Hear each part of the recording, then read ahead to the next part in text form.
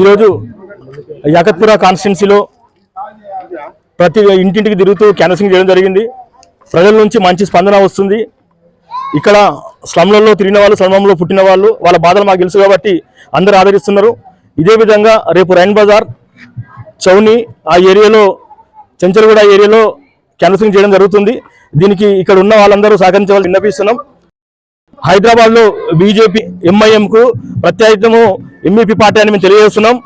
MEP party ద్వారా రాబోయే కాలంలో హైదరాబాద్లో సస్యశ్యామలంగా ఉన్న బస్తీలన్నీ సస్యశ్యామలంగా ముందుకు తీసుకెళ్తాము.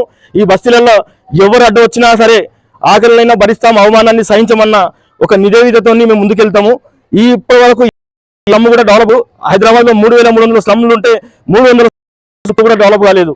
ప్రతి ఒక్కరికి మేనిఫెస్టోలో ఉన్న పార్టీలకు ఖాళీ కులం మతం పేరు మీద రాజకీయాలు చేస్తున్నారు. అలాంటి వాళ్ళను హైదరాబాద్ నుంచి తరిమి కొట్టి ఎంఈపీ పార్టీ జెండా ఎగరేస్తామని సభాముఖంగా తెలియజేస్తున్నాం.